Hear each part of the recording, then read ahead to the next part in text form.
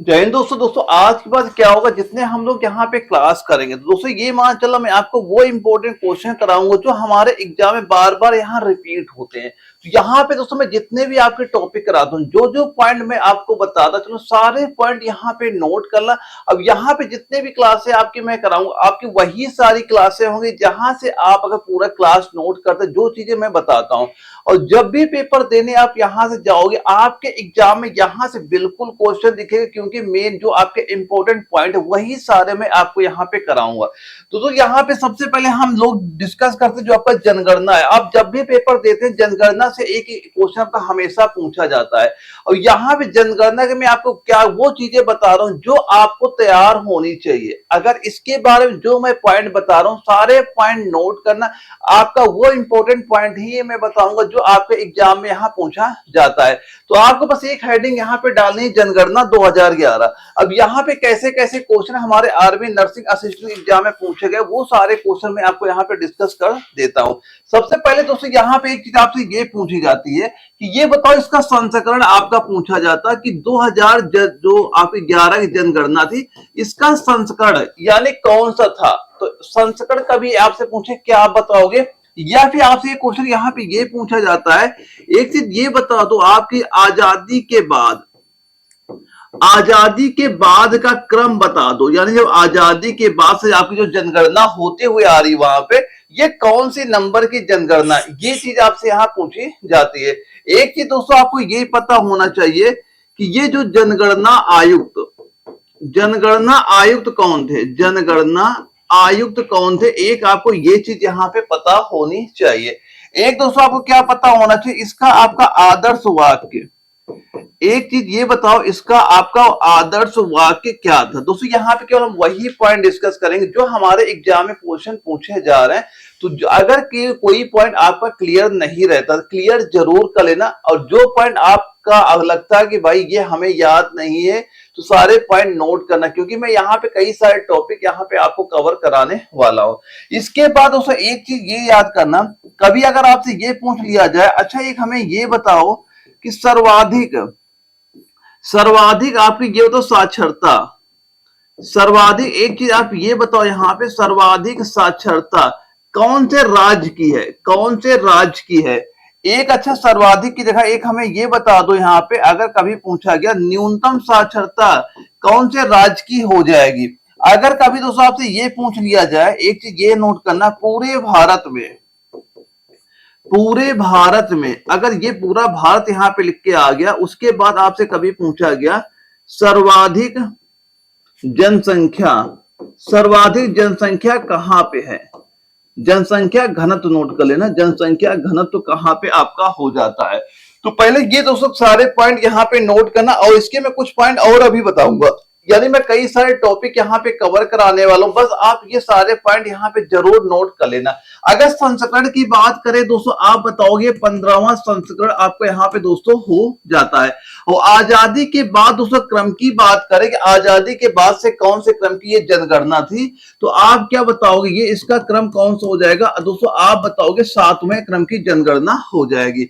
जनगणना आयुक्त कौन हो जाएंगे दोस्तों, यहाँ नाम किसका बताओगे, नाम बताना है आपको चंद्रमौली का, किसका नाम बताओगे आप, चंद्रमौली का नाम आप यहाँ पे याद कर लेना। और आदर्श वाक्य दोस्तों इसकी क्या हो जाएगी, हमारी जनगणना हमारा भविष्य, इसका आदर्श वाक्य क्या हो जाएगी, हमारी जनगणना हमारा भविष्य, हमारा भविष्य। ये पॉइंट यहाँ पे दोस्तों आप नोट कर लीजिएगा, हमारी जनगणना हमारा भविष्य आपका हो जाएगा। सर्वाधिक जनसंख्या वाला राज्य कौन बता दोगे यहाँ पे दोस्तों, आपका हो जाएगा क्या, सर्वाधिक साक्षरता वाला राज्य आप बताओगे केरल यहाँ पे हो जाएगा। न्यूनतम साक्षरता वाला राज्य दोस्तों कौन बताओगे, आप यहाँ पे बताओगे क्या, बिहार राज्य का नाम बताओगे। अब ये होता पूरे भारत में सर्वाधिक, पूरे भारत में सर्वाधिक जनसंख्या घनत्व कौन से राज्य का हो जाएगा, केंद्र शासित प्रदेश का? किसका नाम बताओगे? आप बताओगे दिल्ली का नाम आप यहां बताओगे। पहले ये सारे पॉइंट यहाँ पे नोट करना, लगभग कई सारे बच्चों को ये पॉइंट पता भी होंगे, लेकिन मैं आगे चल के कुछ पॉइंट और आपको बताऊंगा। कई सारे टॉपिक यहाँ मैं कराने वाला हूँ जो चीजें आपके एग्जाम में पूछी जाती है। तो आज के बाद वही क्वेश्चन कराने किए जाएंगे आपको जो आपके एग्जाम में यहाँ पूछे जाते हैं, क्योंकि आपका एग्जाम जून महीने में कंफर्म हो गया है, लगने वाला है। तो अभी टाइम हमारे पास कम भी बच रहा है, तो जो चीजें बता रहा हूं सारे पॉइंट पॉइंट चीजें आप यहाँ पे नोट करते हुए चलिएगा। इसके बाद दोस्तों यहाँ पे एक पॉइंट आप ये नोट कर लेना, कभी अगर आपसे ये पूछ लिया जाए पूरे भारत में, अगर कभी आपसे पूछा गया पूरे भारत में, पूरे नोट करना, पूरे भारत में ये बताओ न्यूनतम, पूरे अगर कभी पूछा गया पूरे भारत में, एक चीज ये बता दो, न्यूनतम जनसंख्या घनत्व, न्यूनतम जनसंख्या घनत्व बताओ कहां का आपका हो जाएगा। हमने अधिकतम का देख लिया, अब अधिकतम क्या देखा अभी नोट किया, दिल्ली का। अगर कभी पूछा गया पूरे भारत में न्यूनतम जनसंख्या घनत्व कहां का हो जाएगा, तो आज उसे इसका राइट आंसर क्या बताओगे? आप बताओगे अंडमान, क्या बताओगे? अंडमान निकोबार, अंडमान निकोबार, ये चीज आपको यहां बता देनी है। ये सारे पॉइंट पॉइंट चीजें आप नोट करते हुए चलिएगा। अगर दोबारा कभी आपसे ये पूछा गया एक चीज, अच्छा ये हमें बताओ सबसे अधिक ये बताओ जनसंख्या, सबसे अधिक जनसंख्या वाला, दोस्तों अगर कभी राज्य पूछा जाए, अभी हम लोगों ने क्या जाना है, अभी हमने देखा था केंद्र शासित प्रदेश के बारे में नोट किया। अगर वहां पे सबसे अधिक जनसंख्या वाला राज्य आपसे पूछा जाए तो कौन सा राज्य बताना है? आप बताओगे बिहार राज्य। कौन सा राज्य होगा? बिहार राज्य यहाँ पे आपका हो जाएगा। आप कभी अगर यहाँ पे ये पूछ लिया गया एक चीज ये बताओ, न्यूनतम ये बताओ न्यूनतम जनसंख्या वाला राज्य कौन सा हो जाए, तब कौन सा राज्य आपको बताना है? तब यहाँ पे आप बताओ किसका? अरुणाचल प्रदेश। किसका नाम बताओगे यहाँ पे? अरुणाचल प्रदेश का नाम आपको यहां बता देना है। सारे पॉइंट नोट करना। अगर केंद्र शासित प्रदेश की बात होगी और किसमें पूछेगा? न्यूनतम में, तो आपको अंडमान निकोबार बताना है। अधिकतम की बात होगी दिल्ली का बताना है। अगर राज्य पूछा जाए सबसे अधिक जनसंख्या वाला राज्य बिहार, सबसे न्यूनतम जनसंख्या वाला राज्य आप बताओगे अरुणाचल प्रदेश, आपको यहाँ पे बताना है। न्यूनतम जनसंख्या सबसे अधिक जनसंख्या, यहाँ पे घनत्व लिख लेना, जनसंख्या घनत्व, हम लोग यहाँ बात किसकी कर रहे हैं? घनत्व की बात हो रही है। तो वैसे न्यूनतम जनसंख्या घनत्व अगर पूछेगा आपका अरुणाचल प्रदेश, अगर पूछा गया सबसे अधिक जनसंख्या घनत्व वाला राज्य, आपको क्या बताना है? बिहार राज्य बताना है। ये सारे पॉइंट ये दोस्तों आप यहाँ पे नोट करते हुए चल रहा। अब अगर दोस्तों कभी आपसे ये पूछा गया एक चीज ये बता दो आपकी सबसे अधिक, अगर ये पूछ लिया जाए, अच्छा घनत्व तो हम लोगों ने जान लिया, अब सबसे अधिक अगर यही पूछ लिया जाए जनसंख्या कौन सी राज्य की है, अभी हम लोगों ने क्या डिस्कस किया? सबसे अधिक जनसंख्या घनत्व वाला राज्य हमने नोट किया। अगर ये पूछा जाता सबसे अधिक जनसंख्या कौन से राज्य की है, जनसंख्या वाला राज्य दोस्तों बताओ क्या आपका यहाँ पे हो जाएगा? तो आप कौन सा राज्य बताओगे? आप बताओगे उत्तर प्रदेश यहाँ पे हो जाएगा। इसके बाद कभी दोस्तों अगर आपसे ये पूछ लिया गया सबसे कम जनसंख्या, सबसे कम जनसंख्या वाला, अब ये बताओ राज्य अगर पूछा जाए तो राज्य कौन सा आपको बता देना है? राज्य हो जाएगा आपका सिक्किम। कौन सा राज्य हो जाएगा? आप बताओगे सिक्किम राज्य दोस्तों हमारा यहाँ पे हो जाएगा। और दोस्तों एक पॉइंट और यहाँ पे नोट कर लेना, कभी अगर आपसे ये पूछ लिया गया एक ये बताओ पूरे भारत में, पूरे भारत का लिंगा अनुपात, पूरे भारत का आप ये बता दो लिंगा अनुपात क्या हो जाएगा? तो क्या बताओगे आप? यहां बताओगे 943 आपका हो जाएगा। क्या होगा? यानी 1000 पुरुषों में आपका 943 महिलाएं आपकी हो जाएंगे। ये हो जाएगा लिंगा अनुपात। ये सारे पॉइंट दोस्तों यहाँ पे आप नोट करें। जैसे मैं पॉइंट नोट कर रहा हूं सारे आप नोट कर चलो। सारे टॉपिक मैं यहाँ पे कराऊंगा, जहां से एग्जाम में क्वेश्चन पूछे जाए वो सारे पहले मैं टॉपिक आपके कंप्लीट कराने वाला हूं। बस यहाँ पे जो चीजें मैं बता रहा हूँ सारे आप एक बार नोट करना, रिवीजन करना, प्रैक्टिस करना, पेपर देने जाना। आपके एग्जाम में क्वेश्चन यहाँ से आपको दिखेंगे और डेली जितने भी क्लासें होंगी वहां पे केवल आपको इंपॉर्टेंट टॉपिक ही लिया जाएगा जहां से हमारे एग्जाम में क्वेश्चन आपके पूछे जाते हैं। इसके बाद दोस्तों यहाँ पे एक पॉइंट ये नोट कर लेना, कभी अगर आपसे ये पूछ लिया जाए कि एक चीज हमें ये बता दो कि सबसे अधिक, कभी पूछा गया आपसे सबसे अधिक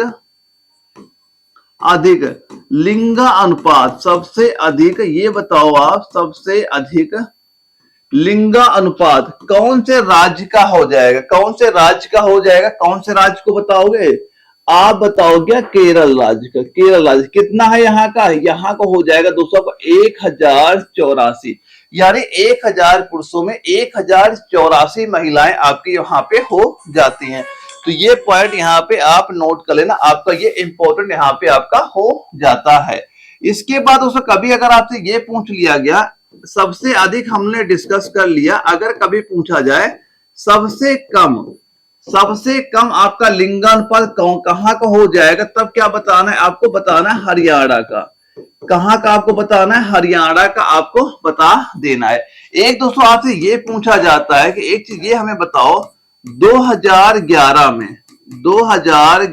में आपका ऋणात्मक वृद्धि वाला एकमात्र, एक चीज ये बताओ एकमात्र आपका राज्य का नाम क्या हो। दोस्तों सीधे सीधे ये वर्ड आपके वहां पे लिखे हुए आएंगे, सारे पॉइंट आप नोट करते हुए चलना। तो एकमात्र राज्य दोस्तों क्या बताओगे, वो आपका हो जाएगा नागालैंड। क्या हम बताएंगे, नागालैंड आपका यहाँ पे हो जाता है। अब इसके बाद दोस्तों कभी अगर आपसे एक चीज ये पूछी जाती है, एक पॉइंट हमें ये बता दो, भारत में क्या पूछेगा यहाँ पे, भारत में प्रथम जनगणना, भारत में आपकी प्रथम जनगणना बताओ, प्रथम जनगणना किसके शासन काल में हुई, जनगणना यहां पे नोट करना, किसके शासन काल में, किसके शासन काल में दोस्तों हुई थी। अगर कभी ये चीज हमसे पूछी जाएगी तो आप इसका आंसर क्या बताओगे दोस्तों, आपको बताना 1872, क्या बताओगे 1872 किसके शासन काल में हो जाएगी, आप बताओगे लॉर्ड मेयो आपको यहाँ पे बता देना है। ये सारे पॉइंट दोस्तों यहाँ पे नोट करना। एक पॉइंट दोस्तों ये यहाँ पे नोट कर लें, कभी अगर आपसे ये चीज पूछी जाती है कि दशकीय आधार पर, यानी जो आपके 10-10 वर्षों में जो जनगणना होती है, कभी अगर ये चीज पूछी जाती है दशकीय आधार पर एक चीज ये हमें बताओ, दशकीय आधार पर जनगणना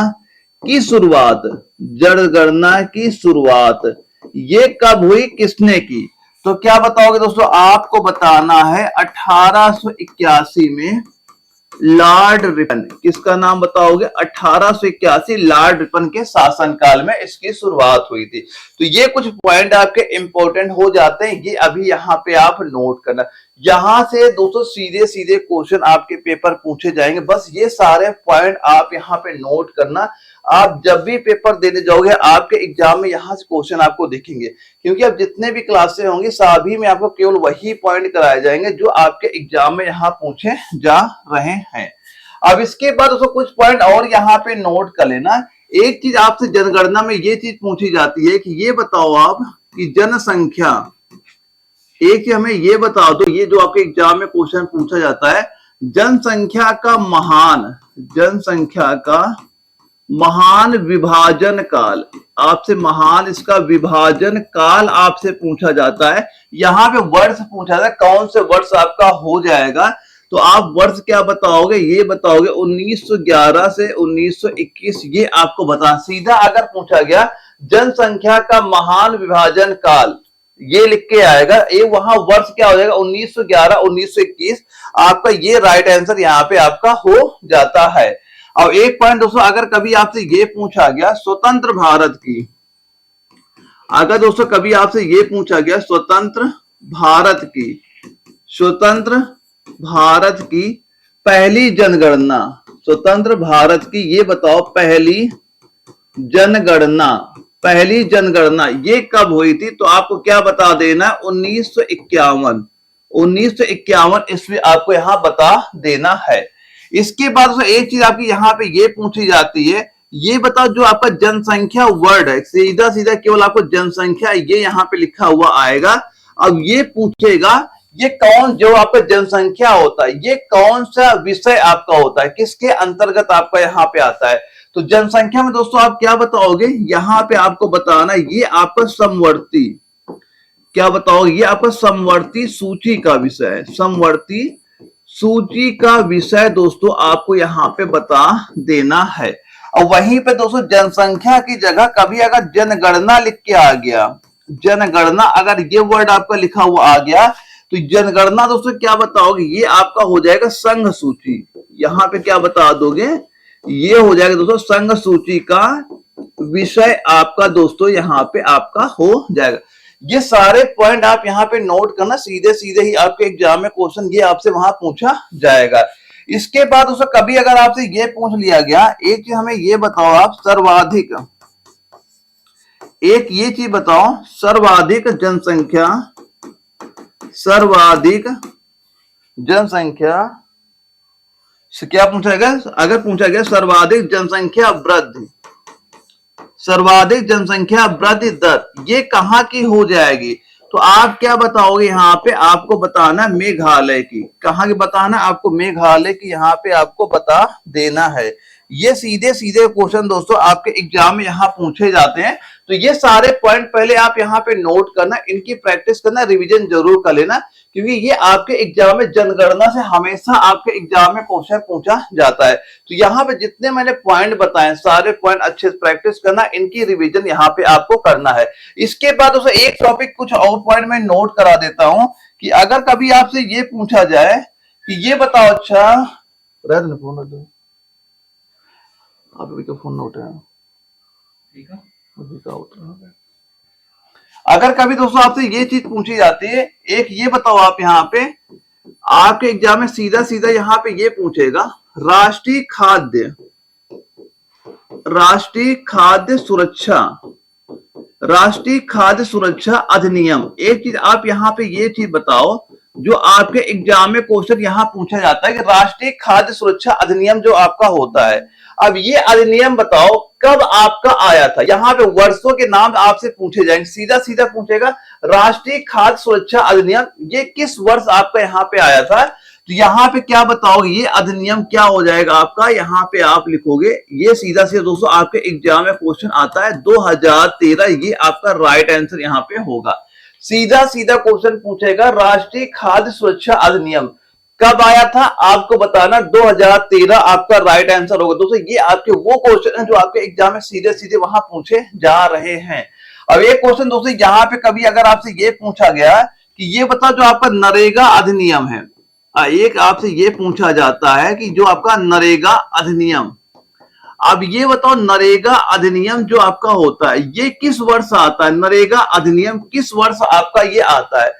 तो आपको यहाँ पे इसका राइट आंसर क्या बता देना है, ये आपका हो जाएगा दोस्तों 2005 यहाँ पे आपका हो जाता है। एक नरेगा की जगह दोस्तों आपका मनरेगा भी आपसे पूछा जाता है। एक चीज ये बताओ आप यहाँ पे, जो आपका मनरेगा, ये बताओ मनरेगा जो आपको ये कब लागू हुआ। आप देखा होगा जो गांव में अधिकतर काम होते हैं, जैसे तालाब वालाब की खुदाई होती है, हम बोलते हैं मनरेगा में काम करने लिए मजदूर बुलाए जा रहे हैं। तो ये आपका जो मनरेगा है ये किस वर्ष आपका लागू हुआ था, किस वर्ष से चालू हुआ है। तो यहाँ पे दोस्तों आप राइट आंसर क्या बताओगे, 2 अक्टूबर 2009 आपका राइट आंसर यहाँ पे बता देना। इनकी दोस्तों सीधा से वर्ष आपके पूछे जाते हैं, ये सारे पॉइंट यहाँ पे नोट करिएगा। एक दोस्तों यहाँ पे आपसे ये पूछा जाता है, ये बताओ आपका जो वन अधिनियम है, वन अधिनियम, अब ये बताओ आपका वन अधिनियम है ये कब लागू हुआ, किस वर्ष वन अधिनियम आपका लागू हुआ था। तो यहाँ पे क्या बताओ वर्ष हो जाएगा आपका 1927 यहाँ पे आपका हो जाता है। एक चीज दोस्तों आपसे ये क्वेश्चन पूछा जाएगा सीधा सीधा कि ये बताओ वन संरक्षण अधिनियम, वन संरक्षण अधिनियम, अगर ये कभी आपसे पूछा गया वन संरक्षण अधिनियम, अब ये बताओ ये कब आपका लागू हुआ था, तो इसमें आप क्या बताओगे, यहां बताओगे वर्ष क्या हो जाएगा 1980। क्या बताओगे 1980 आप यहाँ पे नोट कर लेना कि वन संरक्षण अधिनियम आपका 1980 में ये लागू हुआ था। ये सारे पॉइंट यहाँ पे आपको नोट करते हुए चलना है। एक तो यहाँ पे एक पॉइंट ये नोट कर लेना, कभी अगर आपसे ये पूछा गया पर्यावरण पर्यावरण संरक्षण, अगर पर्यावरण संरक्षण आपसे पूछा गया ये कब लागू हुआ था, तो ये आपका अधिनियम 1986 में 1986 में ये आपका वहां पे लागू हुआ था। तो ये दोस्तों सारे पॉइंट एक बार यहाँ पे आप नोट कर लेना, जो आपके एग्जाम में अक्सर यहाँ से क्वेश्चन आपसे पूछ लिए जाते हैं। तो एक एक करके दोस्तों सारे पॉइंट नोट करना, मैं आपको वो हर इंपॉर्टेंट टॉपिक कराऊंगा जहां से हमारे एग्जाम में क्वेश्चन आपसे पूछे जा रहे हैं। अब इसके बाद दोस्तों एक चीज आपसे ये एग्जाम में पूछी जाती है, ये बताओ आप स्टॉकहोम सम्मेलन, आपने प्रीवियस ईयर क्वेश्चन देखे होंगे तो यहाँ पे देखा होगा इस तरह क्वेश्चन आपके बहुत पूछे गए हैं। स्टॉकहोम सम्मेलन, आप ये बताओ स्टॉकहोम जो आपका सम्मेलन है, कौन सा सम्मेलन, स्टॉकहोम जो आपका सम्मेलन है, ये बताओ किस वर्ष आपका हुआ था। तो ये सम्मेलन स्टॉकहोम सम्मेलन आपका किस वर्ष हुआ, आप क्या बताओगे राइट आंसर इसका, ये हो जाएगा दोस्तों आपका 1972 में, 1972 आपको बता देना है। और कभी अगर आपसे दोस्तों ये पूछा गया एक चीज ये बताओ, वन्य जीव संरक्षण अधिनियम, वन्य जीव आपका संरक्षण अधिनियम, वन्य जीव संरक्षण आपका जो अधिनियम है ये किस वर्ष आपका लागू किया गया था। तो वन्य जीव संरक्षण अधिनियम अगर आपसे पूछा जाएगा तो क्या बताओगे आप, 1972 में, 1972 में आपका लागू किया गया था। एक चीज दोस्तों यहाँ पे ये नोट करना कि जो आपका प्रोजेक्ट, एक चीज ये पूछा जाता है प्रोजेक्ट टाइगर की शुरुआत, प्रोजेक्ट टाइगर की आप ये बता दो हमें शुरुआत ये कब हुई थी, तो आप कौन सा वर्ष बताओगे, 1973 आपको यहां बता देना है कि प्रोजेक्ट टाइगर की शुरुआत 1973 ईस्वी से आपकी ये हुई थी। अब एक चीज दोस्तों यहाँ पे ये बताओ, एक चीज ये पूछी जाती है कि जो आपका TRAI ये जो आपका एक्ट है, ये एक्ट दोस्तों कब आया था, जो आपका ये एक्ट है ये कब लॉन्च किया गया, इस एक्ट की शुरुआत किस वर्ष आपकी यहाँ पे हुई थी। तो आप क्या बताओगे, यहां बताओगे 1997। दोस्तों ये सारे पॉइंट आप यहाँ पे नोट करना, क्योंकि यहाँ पे हम लोग बार बार बता चुका आपको वो इंपॉर्टेंट पॉइंट चीजें बताई जा रही है कि जहां पे आपको वो चीजें तैयार कर सको जो आपके एग्जाम में क्वेश्चन पूछे जाते हैं। तो इसका 1997 आपका राइट आंसर यहाँ पे हो जाएगा। एक चीज ये नोट करना, कभी अगर आपसे ये पूछा गया कि एक हमें ये बताओ मानवाधिकार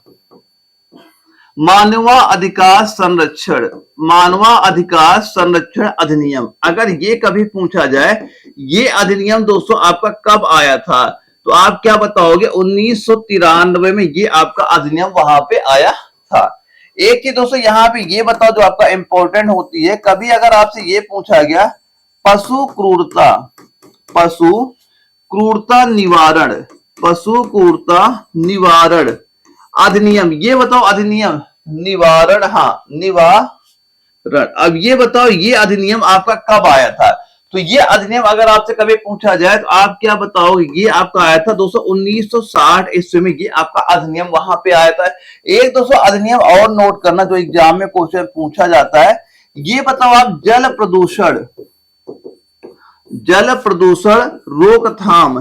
प्रदूषण रोकथाम अधिनियम ये किस वर्ष आपका आया था, आप बताओगे 1974 में ये आपका अधिनियम आया था। दोस्तों ये आप इनके डेटे नोट कर लेना, यहां से आपके ये वर्ष कई बार आपके एग्जाम में सीधा सीधा आपसे यहां पूछा जाएगा। तो ये सारे पॉइंट एक बार जरूर नोट करना, इनकी प्रैक्टिस आप जरूर करके जाना, आपके एग्जाम में यहां से क्वेश्चन आपको दिख जाएंगे। लेकिन ये सारे जो चीज मैं बता रहा हूं सारे आप कंप्लीट करना, रिवीजन करना, इनका प्रैक्टिस जरूर आप यहाँ पे करते हुए चलिएगा। और दूसरा एक चीज यहाँ पे ये बताओ, एक क्वेश्चन आपका पेपर में ये चीज पूछी जाती है, एक हमें ये बताओ सूचना का अधिकार, एक ये पूछेगा सीधा सीधा कि सूचना का अधिकार अधिनियम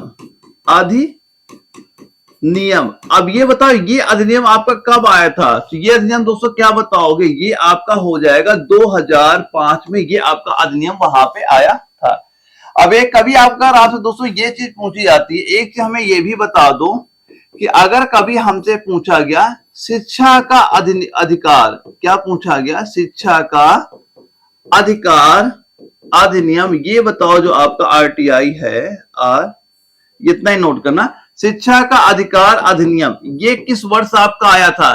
तो दोस्तों ये आया तो आपका 2009 में आया था।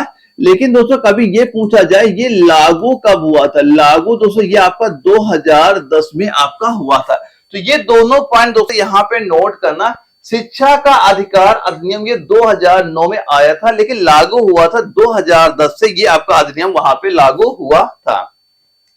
अब एक चीज दोस्तों आपसे ये यहां पूछी जाती, ये भी नोट करना, कभी अगर आपसे ये पूछ लिया जाए, एक चीज हमें ये बताना, राष्ट्रीय आपदा प्रबंधन, अगर कभी आपसे ये चीज पूछी गई, राष्ट्रीय आपदा प्रबंधन अधिनियम, अब ये अधिनियम बताओ आप, ये अधिनियम आपका किस वर्ष आपका आया था? तो ये किस वर्ष दोस्तों हो जाएगा, आप बताओगे 2005 में ये आपका अधिनियम वहां पे आया था। एक क्वेश्चन दोस्तों यहां पे ये आपसे पूछा जाता है कि एक हमें ये बताओ आप, अनुसूचित, क्या सीधा सीधा एग्जाम में आएगा आपका, अनुसूचित जाति, अनुसूचित क्या पूछेगा, जाति, और अनुसूचित जाति, और आपका अनुसूचित, और आपका अनुसूचित जनजाति, जनजाति, अत्याचार निवारण, अत्याचार निवारण। अब ये बताओ ये आपका जो अधिनियम है, ये अधिनियम किस वर्ष दोस्तों आपका आएगा? आप बताओगे 1989 में ये आपका अधिनियम आपका आएगा। तो दोस्तों यहां मैंने आपको वो कुछ अधिनियम आपको नोट कराए हैं जो आपके एग्जाम में ये अधिनियम यहां पूछे जाते हैं। तो ये सारे अधिनियम आप यहां पे नोट करना, प्रैक्टिस और रिवीजन जरूर कर लेना, आपके एग्जाम से यहां से क्वेश्चन आपको दिख जाएगा। इसके बाद दोस्तों मैं कुछ पॉइंट और नोट करा देता हूं जो आपके इंपॉर्टेंट डेट होती हैं, जहां से भी आपके एग्जाम में कई सारे क्वेश्चन यहां पूछे जाते हैं, कि जैसे कि कई सारे मंथ के कई सारे क्वेश्चन आपसे पूछ लिए जाते हैं। जैसे दोस्तों मैं आपको पहले बता देता हूं, जनवरी महीने में हमारे वो कौन कौन से इंपॉर्टेंट डेट है जहां से अक्सर हमारे एग्जाम में क्वेश्चन आपसे पूछा जाता है। एक दोस्तों यहां पे आप नोट करना, तो कभी अगर आपसे ये पूछा गया, एक हमें ये बताओ, इंपॉर्टेंट आपको बहुत हो जाता है, विश्व हिंदी, एक चीज ये बताओ आप, विश्व हिंदी दिवस, विश्व हिंदी दिवस ये कब दोस्तों आपका मनाया जाएगा? तो यहां पे दोस्तों आप क्या कहोगे, ये आपका मनाया जाएगा 10 जनवरी को मनाते हैं हम लोग विश्व हिंदी दिवस। दोस्तों यहां बस आप मेन पॉइंट नोट करो, इनके बारे में डिटेल से जानने का अब हमारे पास इतना टाइम नहीं बच रहा है, बस जो पॉइंट मैं बता रहा हूं सारे पॉइंट नोट करना, इनकी प्रैक्टिस करना, रिविजन जरूर करना, आपके एग्जाम में क्वेश्चन यहां से आपको दिखेगा। एक दोस्तों आप ये बताओ यहां पे इसका राष्ट्रीय, एक बताओ राष्ट्रीय, कभी अगर आपसे ये पूछा गया राष्ट्रीय स्टार्टअप, क्या पूछा गया आपसे, राष्ट्रीय स्टार्टअप दिवस, अब ये बताओ राष्ट्रीय स्टार्टअप दिवस ये आपका कब मनाया जाएगा? तो आप क्या बताओगे, यहां बताओगे आप 16 जनवरी को ये मनाया जाएगा। और कभी दोस्तों आपसे ये पूछा गया एक दिवस, ये नोट करना, जो आपका पराक्रम दिवस है, ये बताओ जो आपका पराक्रम दिवस है ये कब मनाया जाएगा? तो ये आपका मनाया जाएगा दोस्तों आपका 23 जनवरी को आपका मनाया जाएगा। एक इंपॉर्टेंट दोस्तों ये यहां पे नोट करना, कभी अगर आपसे ये पूछा गया राष्ट्रीय बालिका दिवस, क्या पूछेगा, राष्ट्रीय बालिका दिवस, ये दोस्तों आपका कब मनाया जाएगा? तो यहां पे आपको बताना है ये आपका 24 जनवरी को यहां पे मनाया जाएगा। एक दोस्तों इंपॉर्टेंट और नोट करना, कभी दोस्तों अगर आपसे ये चीज पूछ ली जाती है, ये बताओ राष्ट्रीय मतदाता दिवस ये कब दोस्तों आपका मनाया जाता है? तो क्या बताओ, ये भी आपका 25 जनवरी को आपका मनाया जाएगा। तो ये दोस्तों कुछ आपके पहले इंपॉर्टेंट दिवस यहां पे नोट कर लेना, जहां से अक्सर हमारे एग्जाम में क्वेश्चन आपसे पूछ लिया जाता है। तो ये सारे पॉइंट पहले एक बार नोट करो, मैं कुछ पॉइंट और यहां पे कराऊंगा जो आपके एग्जाम के लिए जरूरी आपके हो जाते हैं। और दोस्तों कभी अगर आपसे ये पूछ लिया गया, एक ये नोट करना, एक चीज ये बताओ आप, विश्व आर्द्र भूमि, अगर कभी आपसे पूछा गया विश्व आर्द्र भूमि दिवस, ये बताओ दोस्तों ये आपका कब मनाया जाएगा। तो यहाँ पे आप क्या कहोगे, ये आपका दोस्तों मनाया जाएगा 2 फरवरी को मनाया जाएगा। विश्व आर्द्र भूमि दिवस अगर पूछा गया किस डेट को हम लोग मनाएंगे, आपको बताना 2 फरवरी को ये मनाया जाएगा। इसके बाद दोस्तों कभी अगर आपसे ये चीज पूछी जाती है, एक ये इंपॉर्टेंट हमें बताना है, क्या, राष्ट्रीय महिला दिवस। एक चीज ये बताओ, अगर पूछा गया राष्ट्रीय महिला दिवस ये आप कब मनाया जाता है, यहां हम लोग बताएंगे आपका 13 फरवरी को मनाया जाएगा। एक दोस्तों ये कभी आपसे पूछा गया कि ये बताओ आप अंतरराष्ट्रीय अंतरराष्ट्रीय मातृभाषा, अंतरराष्ट्रीय क्या आपसे पूछा जाता, अंतरराष्ट्रीय मातृभाषा, अंतरराष्ट्रीय मातृभाषा दिवस, अब ये बताओ ये आपका कब मनाया जाएगा। तो यहां बताना हमें 21 फरवरी को आपका ये मनाया जाएगा। अगर कभी आपसे ये पूछा गया अंतरराष्ट्रीय महिला दिवस, अगर यहाँ पे हमसे कभी ये पूछा गया अंतरराष्ट्रीय महिला दिवस कब आपका मनाया जाएगा, तो अंतरराष्ट्रीय महिला दिवस में आपको क्या बताना है, तब आपको बताना यहाँ पे 8 मार्च, क्या बताओगे यहाँ पे आप 8 मार्च बताना। अगर दोस्तों यहाँ पे राष्ट्रीय महिला दिवस पूछा गया 13 फरवरी बताना है, अंतरराष्ट्रीय महिला दिवस पूछा गया 8 मार्च आपको यहाँ बता देना है। एक दोस्तों यहाँ पे इंपॉर्टेंट दिवस और नोट करना, कभी अगर आपसे ये पूछ लिया गया, एक ये बताओ विश्व जल दिवस, विश्व आपका विश्व जल दिवस, ये बताओ विश्व जल दिवस ये कब मनाया जाएगा। तो ये दोस्तों आप बताओगे 22 मार्च को, कब 22 मार्च, ये डेट यहाँ पे नोट कर लेना। पहले ये कुछ आप इंपॉर्टेंट पॉइंट यहाँ पे नोट कर लेना, जो आपके दिवस ये मेन हो जाते हैं जहां से हमारे एग्जाम में क्वेश्चन आपसे पूछे जाते हैं। तो पहले एक एक करके दोस्तों सारे इंपॉर्टेंट पॉइंट यहाँ पे नोट करना जहां से हमारे एग्जाम में क्वेश्चन आपसे पूछ लिया जाता है। अब इसके बाद उसे एक चीज ये बताओ, कभी अगर आपसे ये चीज पूछी जाती है विश्व धरोहर, क्या पूछेगा, विश्व धरोहर दिवस, ये बताओ विश्व धरोहर दिवस ये आप कब मनाओगे, ये आप बताओगे दोस्तों, हम तो बताएंगे 18 अप्रैल, क्या बताओगे यहाँ पे आप 18 अप्रैल को ये मनाया जाएगा। इसके बाद कभी अगर आपसे ये पूछा गया दोस्तों, एक चीज ये बताओ विश्व पृथ्वी दिवस, अब ये बताओ विश्व पृथ्वी दिवस ये आपका कब मनाया जाएगा। तो आप क्या बताओगे, ये आपका मनाया जाएगा 20 अप्रैल को, क्या मनाया होगा 20 अप्रैल को आपका विश्व पृथ्वी दिवस आपका मनाया जाता है। सारे पॉइंट यहाँ पे आप नोट करते चलना भाई, इसी बार अपना एग्जाम क्लियर करना है।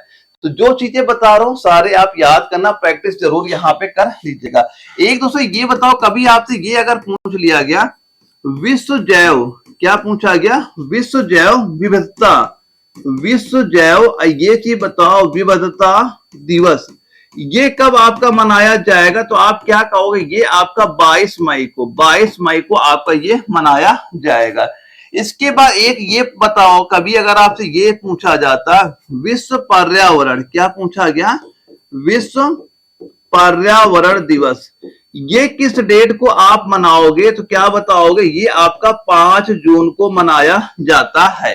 एक अगर कभी ये आपसे पूछा गया दोस्तों, ये बताओ आप विश्व योग दिवस, विश्व योग दिवस ये कब आपका मनाया जाएगा। तो आप क्या बताओगे, ये आपका दोस्तों 21 जून को ये आपका मनाया जाता है। तो ये दोस्तों डेट भी आप यहाँ पे नोट कर लेना, ये आपके डेट आपके एग्जाम में कई बार क्वेश्चन यहाँ पे रिपीट हो चुके हैं और आपके पेपर यहाँ क्वेश्चन पूछे भी जाते हैं।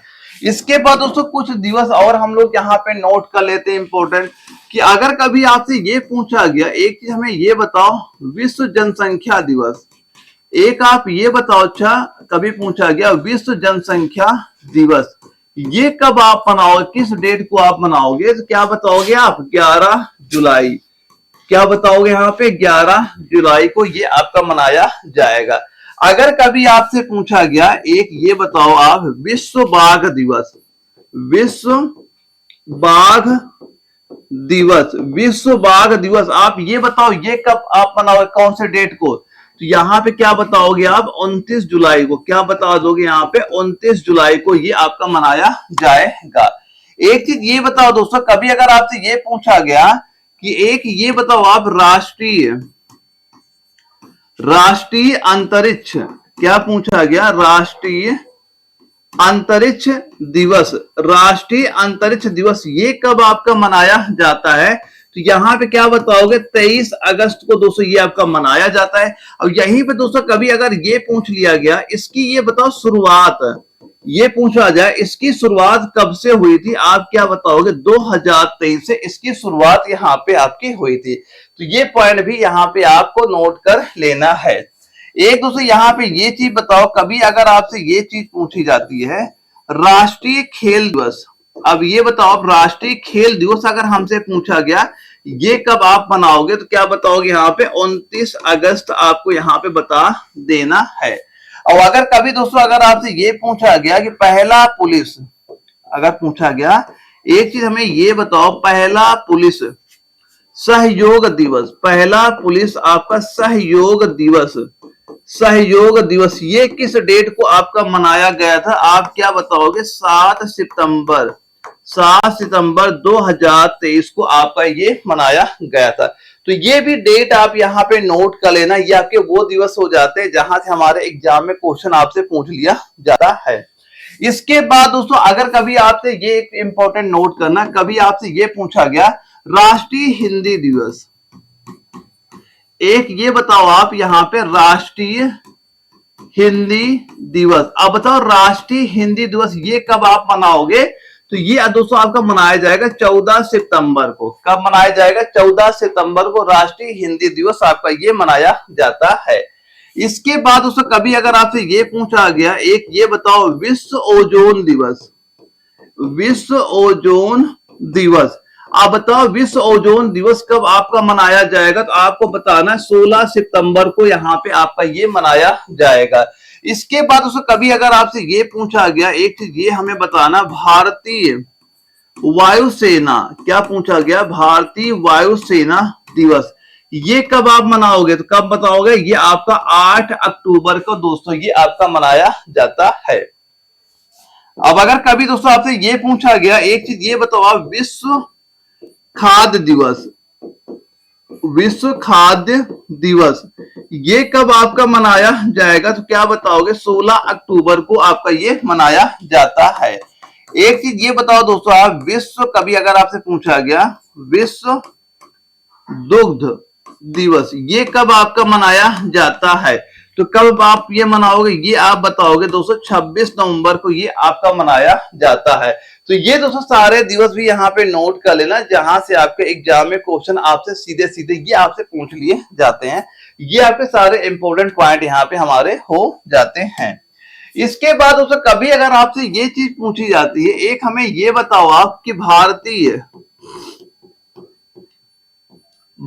संविधान दिवस, अगर कभी आपसे ये चीज पूछा गया आपसे भारतीय संविधान दिवस, दोस्तों यहाँ पे आपके मैं वो चीजें बता रहा हूं, जैसा मैं बार बार कह रहा हूं कि आपके एग्जाम में जो चीजें जैसी पूछी जा रही हैं वो आपके सारे इंपॉर्टेंट पॉइंट ही यहाँ बता रहा हूं। तो जो चीजें जैसे मैं बता रहा हूं सारे आप तैयार करना, आपके एग्जाम में यहां से क्वेश्चन आपको दिख जाएगा। तो भारतीय संविधान दिवस दोस्तों कभी आपसे पूछा गया कब मनाओगे, आप बताओगे 26 नवंबर। कौन सी डेट बता दोगे? 26 नवंबर बता देना है। और कभी दोस्तों अगर आपसे ये चीज पूछी जाती है आपसे विश्व एड्स दिवस, क्या पूछा गया? विश्व एड्स दिवस ये कब आपका मनाया जाता है? तो आप बताओगे 1 दिसंबर को आपका मनाया जाएगा। एक चीज ये बताओ आप यहाँ पे, कभी अगर आपसे पूछा गया विश्व मृदा दिवस, विश्व मृदा दिवस ये कब आपका मनाया जाएगा? तो आप बताओगे 5 दिसंबर को आपका ये मनाया जाता है।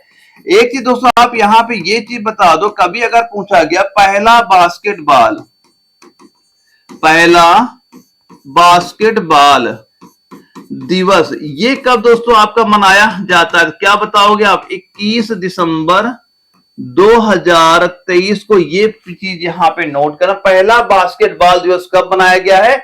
आपको बताना 21 दिसंबर 2023 को ये मनाया गया था। सारे पॉइंट यहाँ पे नोट करते हुए आपको चलना है। यहाँ पे एक दोस्तों ये बताओ, कभी अगर आपसे ये पूछा गया कि ये बताओ सुशासन दिवस, सुशासन दिवस भी आपके एग्जाम में क्वेश्चन पूछा जाता है, ये कब मनाओगे आप? यहां बताना आपको 25 दिसंबर को आपका ये मनाया जाता है। एक आपके एग्जाम में ये भी क्वेश्चन आता है वीर बल दिवस, वो वीर बाल दिवस, वीर बाल दिवस। कभी अगर ये पूछ लिया गया आपसे ये कब मनाओगे आप, तो क्या बताना यहाँ पे 26 दिसंबर आपको ये डेट आपको यहाँ बता देनी है। तो दोस्तों ये सारे पॉइंट पहले नोट कर, यहाँ पे दोस्तों मैं आपको वो दिवस नोट कराए हैं जो अक्सर आपके एग्जाम में क्वेश्चन यहाँ पूछे जाते हैं दिवस से। तो ऐसे करके एक एक में सारे आपको वो इंपॉर्टेंट टॉपिक कवर करा दूंगा जहां से हमारे पेपर सीधे सीधे क्वेश्चन आपसे पूछे जा रहे हैं। तो सारे पॉइंट यहाँ पे नोट करते हुए चलना। दोस्तों यहाँ पे 2-3 क्वेश्चन में साइंस के भी करा देता हूँ। आप देखा होगा जैसे एक आपने ये देखो कई बार क्वेश्चन पूछा जाता है अम्लराज का। ये दोस्तों आप बताओ जो आपका अम्लराज है, अम्लराज से भी आपके एग्जाम में कई बार क्वेश्चन पूछा गया है। ये बताओ अम्लराज होता है, इसको हम किस नाम से आप बोलते हो, इसको क्या बोलते हैं आप, बोलते हो एक्वा रेजिया। किस क्या हम लोग बोलते हैं, एक्वा रेजिया। दोस्तों एक क्वेश्चन आपसे यही सीधा सीधा पूछा जाता है कि जो आपका एक्वा रेजिया होता है, क्या पूछाएगा, एक्वा रेजिया को हम किस नाम से जानते हैं, आप बताओगे अम्लराज, या ये पूछेगा अम्लराज को हम किस नाम से जानते हैं, आप बताओगे एक्वा रेजिया। और दोस्तों ये आपका जो अम्लराज होता है ना, इसके बारे में ये यहाँ पे नोट करना, ये क्या होता है आपका HNO3, क्या बताओगे HNO3 और प्लस का आप यहाँ पे नोट करना जो आपका HCl होता है, इनका रेशियो क्या होता है, ये आपका 1 अनुपात में होता है, ये आपका 3 अनुपात में यहाँ पे होता है, 3HCl यहाँ पे नोट कर लेना। और ये एग्जाम में क्वेश्चन कई बार पूछा जाता है कि जो आपका अम्लराज होता है इसमें HNO3 और HCl का अनुपात क्या होता है, अनुपात क्या होता है, 1:3 के अनुपात में ये आपका पाया जाता है। और यहाँ पे दोस्तों एक पॉइंट ये नोट कर लेना कि कभी अगर ये पूछा गया आपसे, जैसे अम्ल की बात हुई, जो पेट में ये बताओ कौन सा अम्ल होता है, पेट में कौन सा आपका अम्ल पाया जाता है, तो आपके हमारे पेट में कौन सा अम्ल होगा, आप बताओगे हाइड्रोक्लोरिक अम्ल यहाँ पे होता है। तो कौन सा अम्ल दोस्तों बताओगे, आपको HCl, आपको ये हाइड्रोक्लोरिक अम्ल आप यहाँ पे बता देंगे। ये सारे पॉइंट यहाँ पे नोट कर लेना। अगर दोस्तों कभी एक क्वेश्चन ये पूछा गया कि जो आपकी अम्लीय वर्षा होती है, क्या पूछा गया, आपकी अम्लीय वर्षा, ये आपके एग्जाम में क्वेश्चन पूछा गया है, अम्लीय वर्षा में कौन सा आपका दोस्तों अम्ल पाया जाता है, तो कौन सा अम्ल दोस्तों बताओगे, आप बताओगे नाइट्रिक अम्ल। कौन सा अम्ल होता है, आप बताओगे यहाँ पे नाइट्रिक अम्ल आपका यहाँ पाया जाता है। ये पहले पॉइंट यहाँ पे नोट करना। अम्लराज क्या होता है, पेट में कौन सा अम्ल है, अम्लीय वर्षा में कौन सा अम्ल वहां पाया जाता है। ये आपके एग्जाम में सीधे सीधे क्वेश्चन यहां से आपसे पूछ लिए जाते हैं।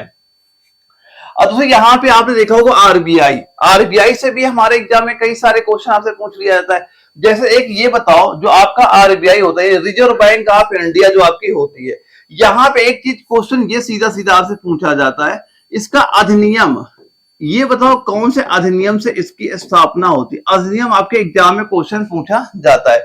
तो अधिनियम दोस्तों आपको क्या बताना है, अधिनियम दोस्तों क्या हो जाएगा 1934, ये आपका अधिनियम आपका हो जाएगा। और आरबीआई से और क्या क्या हमारे एग्जाम में क्वेश्चन हमसे पूछे जा सकते हैं, एक दोस्तों आपसे सीधा सीधा ये पूछेगा, ये बताओ इसकी स्थापना, एक आपसे क्या पूछेगा, इसकी स्थापना आपकी कब हुई थी। तो स्थापना दोस्तों आपको क्या बताना है, ये हो जाएगा 1 जनवरी 1949 को इसकी स्थापना आपकी हुई थी। ये डेट यहाँ पे नोट कर लेना। और इससे क्या एग्जाम में क्वेश्चन पूछा जाएगा, अब ये बताओ इसका राष्ट्रीयकरण कब हुआ था। अगर पूछा जाए इसका आरबीआई का राष्ट्रीयकरण कब हुआ था, तो आपको क्या बताना है यहाँ पे 1 जनवरी 1949, ये डेट नहीं, इसकी स्थापना में ये डेट नोट करना।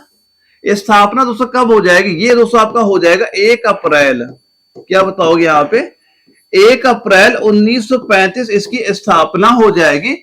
और राष्ट्रीयकरण अगर कभी पूछा जाए 1 जनवरी 1949, क्या बताओगे, इसका राष्ट्रीयकरण आपको यहाँ पे हो जाएगा। ये 3 पॉइंट पहले नोट करना जो आपके आरबीआई के एग्जाम में यहाँ से क्वेश्चन आपके पूछे जाते हैं। और यहाँ पे एक दोस्तों कभी अगर आपसे ये चीज पूछी जाती, इंपॉर्टेंट ये भी नोट करना कि 1937 में, एक पॉइंट ये नोट करें ना, 1937 में, इससे 1937 में ये सीधे से नोट करना, इसे कोलकाता से आपका मुंबई, कोलकाता से मुंबई आपका स्थानांतरित, क्या लिखो, स्थानांतरित स्थानांतरित आपको ये कर दिया गया, स्थानांतरित किया गया। एक चीज ये यहाँ पे आप नोट कर लेना। और दोस्तों एक चीज यहाँ पे आरबीआई के बारे में ये भी नोट करना, अगर कभी ये पूछा गया जो आपका आरबीआई बैंक है इसके वर्तमान, एक चीज ये बताओ, इसके वर्तमान आपके वर्तमान गवर्नर कौन हो जाएंगे, वर्तमान इसके गवर्नर कौन है यहाँ पे, तो किसका नाम बता देना, आप बताओगे शक्तिकांत का। किसका नाम बताओगे यहाँ पे, शक्तिकांत दास का नाम आप यहाँ पे बता देना। तो ये सारे दोस्तों पॉइंट नोट करना। अगर ये पॉइंट आपको नोट है यहाँ पे, तो आरबीआई का अगर आपके एग्जाम में क्वेश्चन पूछा जाता है यहां से आपका बाहर नहीं जाएगा। तो ये सारे पॉइंट एक बार नोट करना कि आरबीआई के बारे में क्या क्या इंपॉर्टेंट चीजें होती हैं जहां से हमारे एग्जाम में क्वेश्चन आपसे पूछ लिया जाता है। और दोस्तों आपने देखा होगा जो आपका कई बार क्वेश्चन ये पूछा जाता है कि ये आप सीधा से नोट करें, इसका फुल फॉर्म आपके एग्जाम में कई बार क्वेश्चन वहां पे आता है कि जैसे अगर आपसे कभी ये पूछा गया BR, क्या पूछेगा, सीधे से आपसे पूछेगा यहाँ पे नोट करो RBIH, ये बताओ RBIH क्या होता है। एक दोस्तों आपसे देखा होगा आपसे एग्जाम में ये क्वेश्चन पूछा जाता है, ये बताओ आपका MANI, ये दोस्तों जो ये ऐप आपका होता है ये ऐप क्या होता है। एक दोस्तों आपने देखा होगा एक क्वेश्चन ये पूछा जाता है यूपीआई 1 2 3 पे, 1 2 3 पे लिख के आएगा या यूपीआई पे लिख के आएगा, ये बताओ इनके फुल फॉर्म ये क्या होते हैं यहाँ पे। तो यहाँ पे क्या बताओ दोस्तों आपका RBIS दिया जा रहा है, तो ये दोस्तों क्या हो जाएगा, ये आपका होता है reserve bank innovation hub Bangalore. ये क्या होता है, reserve bank innovation hub Bengaluru आता है। ये फोन इसका फुल फॉर्म याद कर लेना, क्या हो जाएगा, reserve bank innovation hub Bengaluru आपको यहाँ पे हो जाता है। और जो आप MANI ऐप होता है ये क्या होता है दोस्तों, आप देखो जो आपके दृष्टि बाधित लोग होते हैं, दृष्टि बाधित यानी जिन्हें दिखाई नहीं पड़ता, दृष्टि बाधित, ये ऐप उनके लिए होता है, लोगों के लिए आपका ये ऐप वहां पे होता है। कभी पूछा गया MANI ऐप ये किसके लिए होता है, आपके ऑप्शन वहां पे दिखेगा, दृष्टि बाधित लोगों के लिए ये आपका ऐप वहां पे होता है।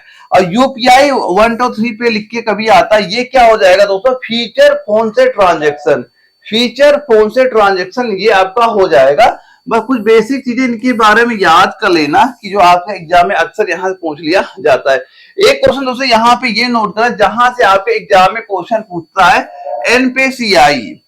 NPCI, ये एग्जाम में क्वेश्चन आता है, यानी कि national payment corporation of India. NPCI का फुल फॉर्म क्या बताओगे, फुल फॉर्म पहले नोट ही कर लेना क्योंकि एग्जाम में ये क्वेश्चन पूछा भी जाता है। क्या लिखोगे इसका, नेशनल पेमेंट, क्या लिखोगे फुल फॉर्म इसका, नेशनल पेमेंट, क्या हो जाएगा, नेशनल पेमेंट कारपोरेशन, इसका फुल फॉर्म पहले हम लोग नोट कर लेते हैं, corporation of India, corporation of India. ये दोस्तों इसका फुल फॉर्म यहाँ पे नोट कर लेना कि NPCI का फुल फॉर्म क्या होगा, national payment corporation of India, ये इसका फुल फॉर्म यहाँ पे हो गया।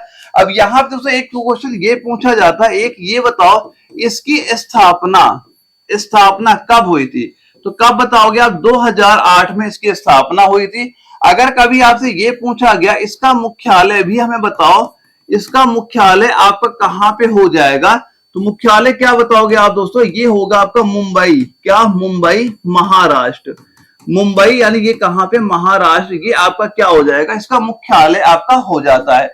और दोस्तों आपने देखा होगा एक क्वेश्चन ये पूछा था भीम से बारे में भी आपके एग्जाम में क्वेश्चन आता है, ये बताओ अच्छा जो आपका देखा होगा जो आपका भीम पे कई बार आप चलता है कि BHIM, इसका फुल फॉर्म हमारे एग्जाम में क्वेश्चन पूछा जाता है। या फिर जो आप देखा होगा जो यूपीआई होता है, हम लोग बोलते नहीं जब लोग ऑनलाइन पेमेंट गूगल पे फोन पे करते हैं यूपीआई पेमेंट करते हैं, इनके फुल फॉर्म पूछे जाते हैं, जैसे भीम पे हो गया, यूपीआई हो गया। तो भीम पे वाले में क्या याद करोगे, इसका फुल फॉर्म क्या होता है, तो इसका फुल फॉर्म दोस्तों क्या लिखोगे यहाँ पे, भारत, BHARAT, भारत, क्या नोट करो, इसका हो जाएगा भारत हो गया यहाँ पे, BHAR, हाँ भारत हो जाए। फिर क्या लिखो, इंट्राफेक्स, INTERFACE,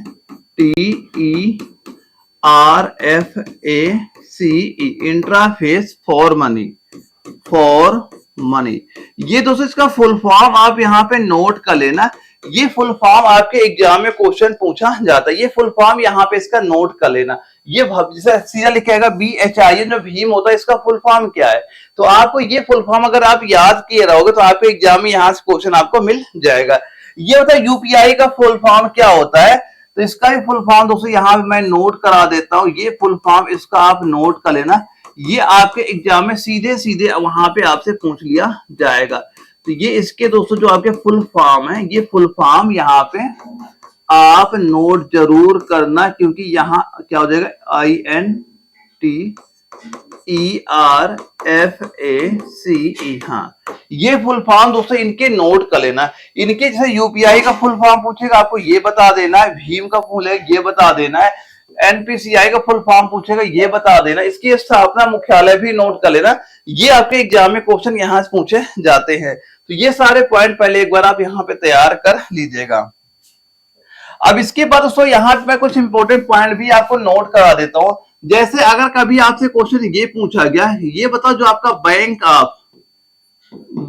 ऑफ कलकत्ता, अगर क्वेश्चन कभी पूछा गया बैंक ऑफ कलकत्ता, अब बताओ bank of Calcutta, bank of जो कलकत्ता था इसका स्थापना कब हुआ, किस वर्ष इसकी स्थापना हुई थी, तो इसकी स्थापना आप क्या बताओगे, ये हो जाएगा 1806 में बैंक ऑफ कलकत्ता की स्थापना हुई थी। यहां से आओ कई सारे क्वेश्चन भी आपसे पूछे जाते, वो भी मैं आपको यहाँ पे कराऊंगा।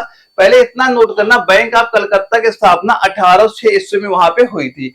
इसके बाद कभी अगर आपसे ये पूछा गया, एक चीज ये बताओ आप यहाँ पे, ये बताओ बैंक ऑफ मुंबई का अगर पूछा गया, बैंक ऑफ मुंबई, अब इसकी स्थापना किस वर्ष हुई थी, आप बताओगे 1840 में इसकी हुई थी।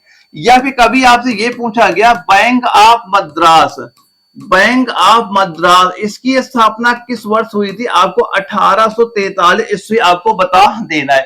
अब यहाँ पे दोस्तों एक क्वेश्चन ये आपसे पूछा था, पहले इनकी स्थापना वर्ष नोट करना कि बैंक ऑफ कलकत्ता की स्थापना कब हुई, बैंक ऑफ मुंबई की स्थापना कब हुई, बैंक ऑफ मद्रास की स्थापना कब हुई थी। अब यहाँ पे एक चीज ये बताओ, कभी अगर आपसे पूछा कि ये जो तीनों बैंकें होती है, इन तीनों बैंकों का विलय करके, इन तीनों बैंकों का एक साथ मिलाकर विलय कब हुआ था, इनका दोस्तों विलय हुआ था 1921 में। इन तीनों बैंकों का विलय 1921 में कर दिया गया। और इसका एक अलग नाम क्या बताया गया, बैंक ऑफ इंडिया, इसका एक अलग नाम क्या बताया गया, ये नोट कर लेना, क्या हो जाएगा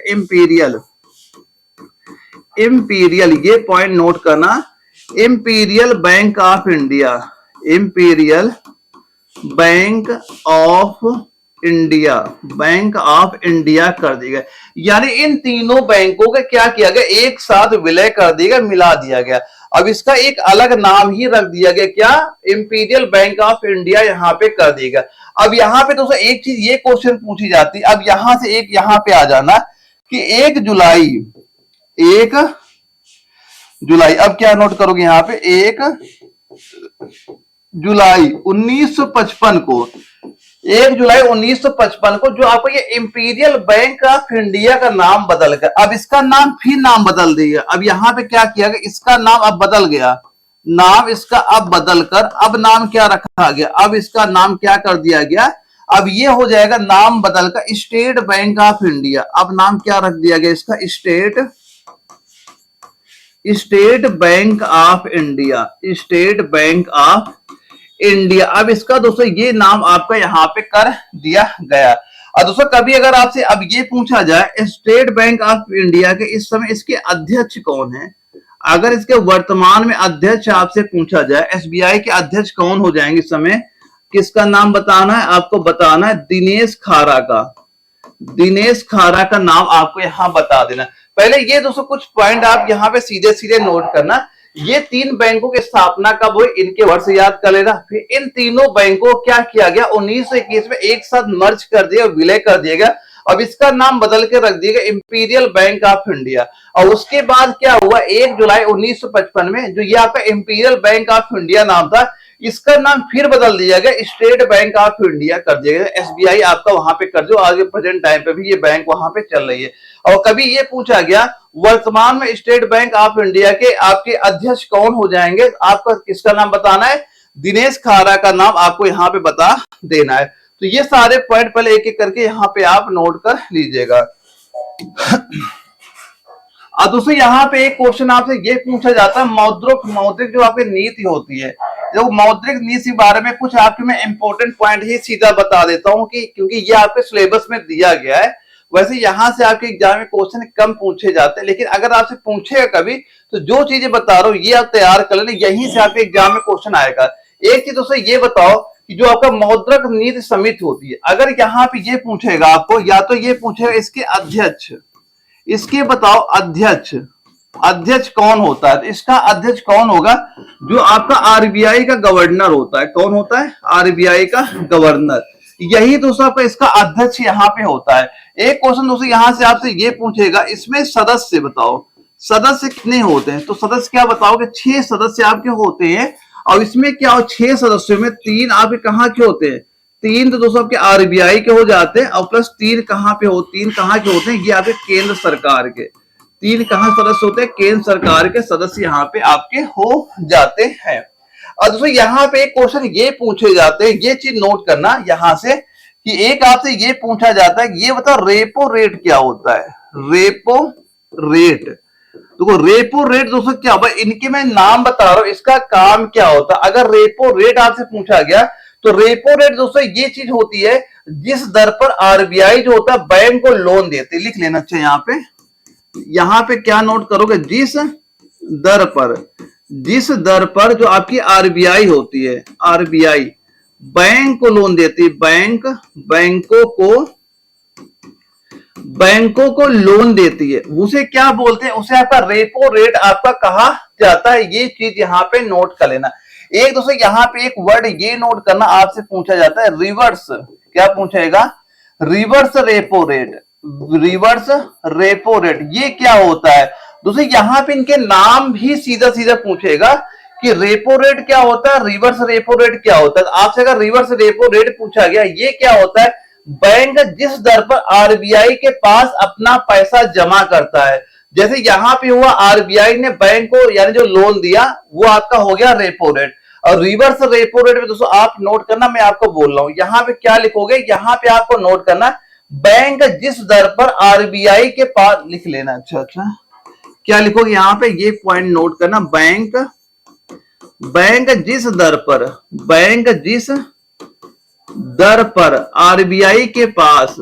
आरबीआई के पास अपना पैसा जमा करता, अपना पैसा जमा करता, वो क्या कहलाता? वो दोस्तों आपका रिवर्स रेपो रेट आपका यहाँ पे ये कहलाता है। और दोस्तों एक वर्ड यहाँ पे और नोट कर लेना, जो आपका बैंक रेट होता है। क्या लिखोगे? Bank rate. अब ये बताओ बैंक रेट आपका क्या होता है? तो बैंक रेट पर नोट करना कि जिस दर पर बैंक किसी व्यक्ति या संस्था को ऋण देता है, जैसे कि हम लोग बैंक गए लोन लेने के लिए, वो क्या कहलाएगा? वो बैंक का रेट होता है। तो बैंक रेट जान लिया, रेपो रेट जान लिया, रिवर्स रेपो रेट जान लिया। ये आपके मौद्रिक नीति समिति, यहाँ से आपके ये क्वेश्चन आपसे पूछे जा सकते हैं। तो ये सारे पॉइंट यहाँ पे आप नोट कर लीजिएगा। इसके बाद तो मैं कुछ पॉइंट और यहाँ बता देता हूँ। एक चीज आपसे ये पूछे जाती है, आपसे ये बताओ, जो आपके 14 बैंक, एक चीज ये पूछेगा 14 बैंकों का, ये बताओ 14 बैंकों का राष्ट्रीयकरण, 14 बैंकों का राष्ट्रीयकरण ये दोस्तों कब आपका हुआ था? तो यहाँ पे आपको क्या बताना, ये हो जाएगा 1969 में क्या हुआ? 14 बैंकों का राष्ट्रीयकरण वहां पे आपका ये हुआ था। और कभी अगर आपसे ये पूछा गया कि ये बताओ 46 बैंकों का राष्ट्रीयकरण ये कब हुआ था? यहाँ पे क्या बताओगे? आपको बताना 1980, यहाँ पे आपको बता देना है। अब एक क्वेश्चन दोस्तों आपसे ये पूछा जाता है कि ये बताओ भारत में आपका जो आपका 1 रुपए का नोट होता है, 1 रुपए के नोट पर किसके हस्ताक्षर होते हैं? एक चीज ये बताओ, किसके आपके हस्ताक्षर होते हैं? तो किसका नाम बताना? आप बताओगे वित्त सचिव का। किसका नाम बता देना है आपको? वित्त सचिव का नाम आपको बता देना है। अब इसके अलावा दोस्तों 1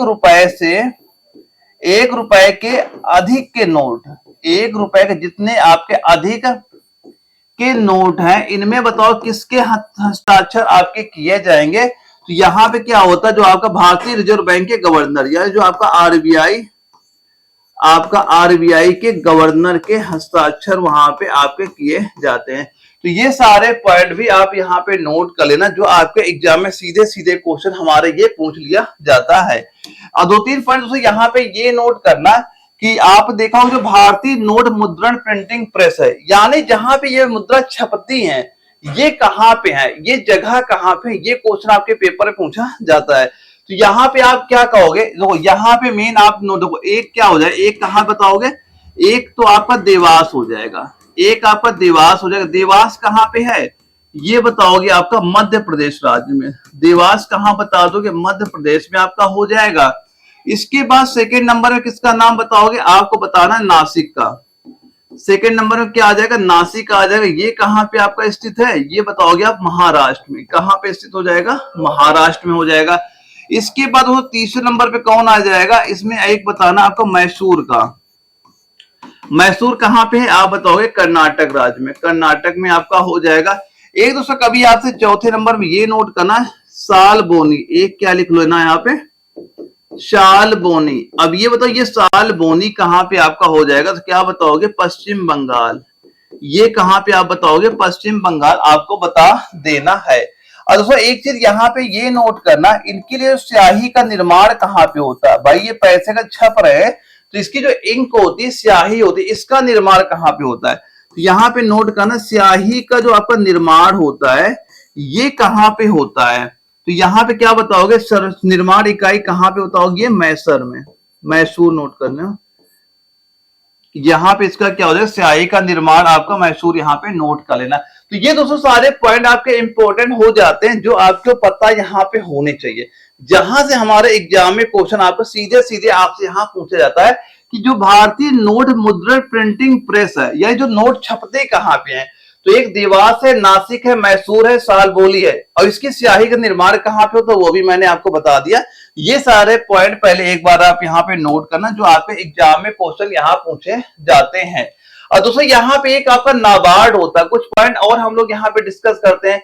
ये मतलब जो आपका नाबार्ड होता है, यानी national bank for agriculture and rural development.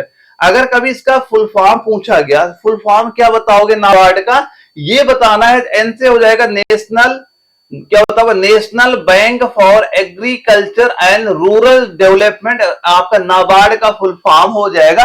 अब यहां से एक क्वेश्चन आपसे ये पूछा जाता है, ये बताओ इसकी स्थापना पूछेगा, नाबार्ड की स्थापना ये आपकी कब हुई थी, पहले ये पॉइंट नोट करना, NABARD नाबार्ड, इसका स्थापना आपकी कब हुई थी। तो स्थापना आपको कब बता देना, ये आप बताओगे 12 जुलाई 1982 को इसकी स्थापना बता देना है। अगर कभी पूछा गया इसका एक ये हमें बताओ, इसका मुख्यालय आपका कहाँ पे हो जाएगा। तो मुख्यालय में आप क्या बताओगे, मुख्यालय दोस्तों इसका मुंबई, मुख्यालय कहाँ बताओगे आप, मुंबई आपको यहाँ बताना है। इसके बाद दोस्तों अगर कभी आपसे ये पूछा गया, इसके बताओ अध्यक्ष, वर्तमान में अध्यक्ष इसके कौन यहाँ पे हो जाएंगे, तो किसका नाम बताना है, आपको नाम बताना है के वी साजी। ये नाम दोस्तों आपको यहाँ पे बता देना है।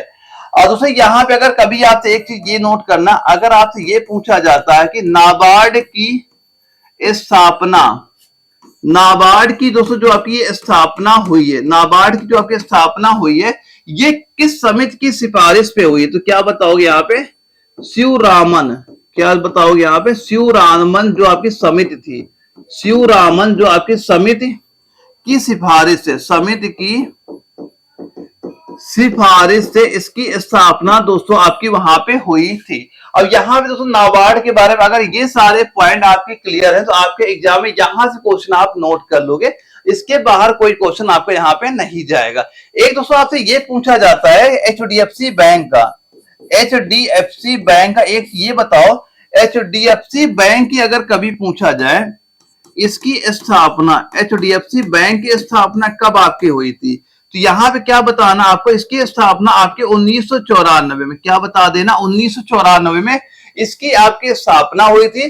और दोस्तों यहाँ पे कि एचडीएफसी के बारे में ये याद करना कि जमा पूंजी के आधार पर भारत की सबसे बड़ी प्राइवेट बैंक, कभी पूछा गया जमा पूंजी के हिसाब से भारत की सबसे बड़ी प्राइवेट बैंक कौन सी आपकी हो जाएगी, तब आपको एचडीएफसी का नाम यहाँ पे आपको बताना, ये आपका इंपॉर्टेंट हो जाता है, जो कि आपके एग्जाम में सीधे सीधे क्वेश्चन यहां से आपका पूछ लिया जाता है। अब इसके बाद कुछ पॉइंट और यहाँ पे नोट कर लेना जो आपके एग्जाम में क्वेश्चन पूछे जाते हैं। अगर कभी आपसे ये पूछा गया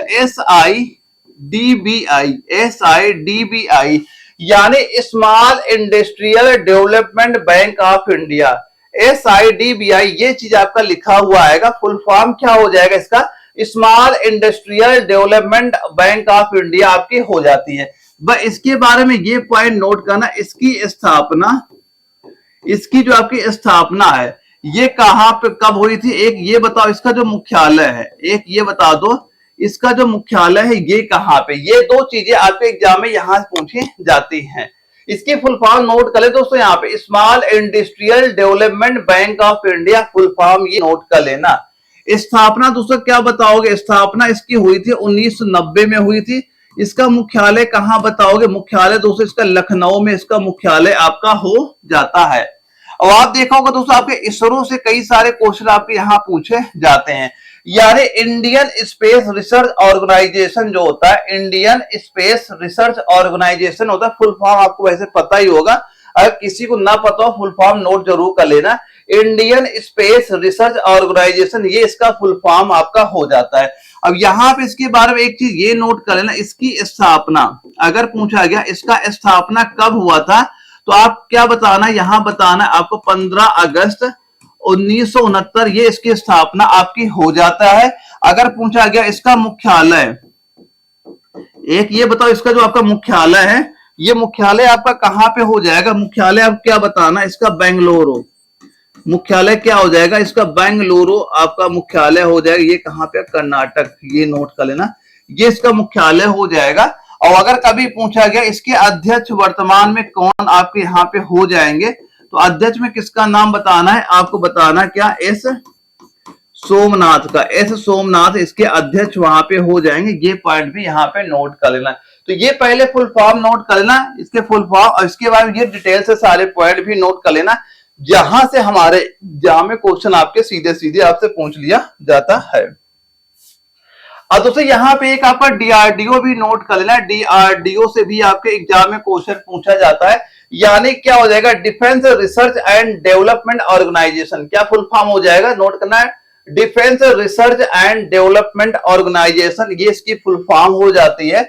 अब यहाँ पे आपको क्या क्या चीजें इसके बारे में पता होनी चाहिए, एक तो आप ये बताओगे इसकी स्थापना आपकी किस वर्ष आपकी हुई थी, और ये बताओ इसका मुख्यालय आपका कहां पे, मुख्यालय आपके एग्जाम में क्वेश्चन यहां से पूछा जाता है। और एक आप ये बताओ इसके अध्यक्ष, इसके अध्यक्ष कौन है वर्तमान में। और एक चीज आप ये बताओ इसका ध्येय वाक्य, इसका ध्येय वाक्य आपके एग्जाम में क्वेश्चन पूछा जाता है। ये सारे पॉइंट यहाँ पे बताओ जो आपके डीआरडीओ से हमारे एग्जाम में क्वेश्चन आपके पूछे जाते हैं। तो स्थापना दोस्तों आप क्या बताओगे, ये आपका हो जाएगा 1 जनवरी 1958, ये इसकी स्थापना आप यहाँ पे नोट कर लोगे। अब इसका मुख्यालय आप कहां बताओगे, मुख्यालय कहां पे हो जाएगा, आप बताओगे नई दिल्ली, मुख्यालय कहां बताओगे आप इसका, नई दिल्ली इसका दोस्तों मुख्यालय आपका हो जाएगा। इसके वर्तमान में अध्यक्ष किसका नाम बताओगे, यहाँ पे डॉक्टर समीर, किसका नाम बताओगे, डॉक्टर समीर वेंकट, क्या हो जाएगा, वेंकटपति, वेंकटपति कामत, वेंकटपति कामत, ये नाम इनके अध्यक्ष यहाँ पे हो जाएगा। और ध्येय वाक्य दोस्तों यहाँ पे क्या हो जाएगा, क्या बताओगे यहाँ पे, वलस्य, इसका ध्येय वाक्य क्या लिखोगे, वलस्य मूलम, वलस्य मूलम विज्ञानम, वलस्य मूलम विज्ञानम, ये दोस्तों इसका क्या हो जाएगा, ध्येय वाक्य आपका हो जाएगा। तो डीआरडीओ के बारे में अगर ये सारे पॉइंट आपको कवर है यहाँ पे, तो आपके एग्जाम में यहां से क्वेश्चन आपको दिख जाएगा। बस ये सारे पॉइंट आप यहाँ पे नोट जरूर कर लेना, क्योंकि आपके एग्जाम में ये चीजें यहाँ पूछी जाती हैं। और जब भी आप पेपर दे जाओगे ऐसे क्वेश्चन आपके पेपर हमेशा पूछे जाते हैं। सारे पॉइंट पॉइंट चीजें आप नोट करो, प्रैक्टिस करो और आपके एग्जाम में यहाँ से क्वेश्चन आपके दिख जाएंगे। और दोस्तों यहाँ पे एक ये नोट कर लेना, जो आपका BA क्या लिखोगे यहाँ पे, BARC, ठीक है, यानी भारत ऑटोमेटिक रिसर्च सेंटर जो आपका होता है, भारत ऑटोमेटिक रिसर्च सेंटर, ये फुल फॉर्म यहाँ पे इसका नोट कर लेना। अब इसके बारे में भी वही 3 पॉइंट बता दो। एक तो ये बताओ इसकी स्थापना आपकी किस वर्ष वहां पे हुई थी, और एक ये बताओ इसका मुख्यालय, एक चीज ये बता देना हमें, इसका मुख्यालय कौन से कहां पे हो जाएगा, और एक चीज हमें ये बता दो इसके अध्यक्ष कौन हो जाएंगे, वो अध्यक्ष कौन हो जाएंगे। ये 3 पॉइंट इसके बता दो जो हमारे एग्जाम में यहाँ पूछे जाते हैं। तो स्थापना दोस्तों क्या बताओगे, स्थापना आपकी हो जाएगी 1954 ईस्वी में इसकी स्थापना हो जाएगी। मुख्यालय दोस्तों कहां बताओगे, मुख्यालय कहां पे हो जाएगा आपका, ट्राम्बे, ट्राम्बे महाराष्ट्र में इसका क्या हो जाएगा, महाराष्ट्र, ये इसका हो जाएगा मुख्यालय ट्राम्बे, मुख्यालय क्या हो जाएगा, ट्राम्बे मुख्यालय हो जाएगा। और अध्यक्ष की बात करें, इसके वर्तमान अध्यक्ष किसका नाम बता देना आपको, विवेक भसीन का, विवेक भसीन, ये इसके क्या हो जाएंगे, वर्तमान के अध्यक्ष आपके यहाँ पे हो जाते हैं। तो ये सारे पॉइंट भी आप यहाँ पे नोट करना, जो आपके एग्जाम में क्वेश्चन यहाँ सीधे सीधे हमारे पूछे जाते हैं। और दोस्तों यहाँ पे जैसे एक क्वेश्चन आप ये नोट कर लेना, एक पॉइंट बस सीधा से नोट करना, जो आपके पेपर सीधा सीधा यहाँ पूछा जाता है। क्या पूछा जाता है, जैसे आपसे ये पूछेगा जो आपका त्रिस्तरीय, क्या पूछेगा, त्रिस्तरीय, एक नोट करना यहाँ पे, त्रिस्तरीय जो आपकी पंचायती, त्रिस्तरीय पंचायती राज प्रणाली में कौन कौन इसमें आपके आते हैं, बताओ। आपका त्रिस्तरीय जो पंचायती राज प्रणाली है, इसमें कौन कौन से आते हैं, और ये लागू कहां पे हुआ था, और सबसे पहले कहां पे हुआ था, कौन से राज्य में हुआ था, ये चीज पूछे जाते हैं। तो इसमें दोस्तों आपका क्या क्या आएगा, एक दोस्तों आपका क्या आएगा, यहाँ पे हम बताएंगे क्या, जिला परिषद, एक क्या लिखना आप, इसके अंतर्गत आपका जिला परिषद आता है। सेकेंड नोट करना दोस्तों, यहाँ पे सेकेंड क्या आएगा, आप नोट करो क्या, पंचायत समिति, पंचायत समिति इसी के अंतर्गत आपकी आ जाती है। और थर्ड नंबर दोस्तों ये नोट कर लेना, यहाँ पे ग्राम पंचायत, एक नोट करना यहाँ पे, ग्राम पंचायत इसके अंतर्गत आपका आ जाता है। अब दोस्तों यहाँ पे क्वेश्चन ये पूछा जाता है, जो आपकी पंचायती राज व्यवस्था है, ये भारत सबसे पहले कहां पे आपकी लागू हुई थी। एक पॉइंट ये नोट करना कि जो आपकी जो एग्जाम में क्वेश्चन सीधा सीधा पूछेगा, पंचायती राज व्यवस्था, पंचायती जो आपकी ये राज व्यवस्था, ये भारत में सबसे पहले, भारत में सबसे पहले, अब ये बताओ कब लागू हुई, कहां पे लागू हुई थी।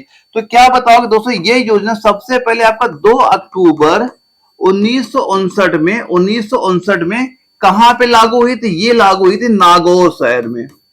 कहां पे लागू हुई थी, नागौर, और नागौर कहां पे है, ये आपका राजस्थान, राजस्थान राज्य में ये आपकी सबसे पहले वहां पे लागू की गई थी। 2 अक्टूबर 1959 में नागौर के राजस्थान में सबसे पहले आपकी पंचायती राज व्यवस्था वहां पे आपकी लागू की गई थी।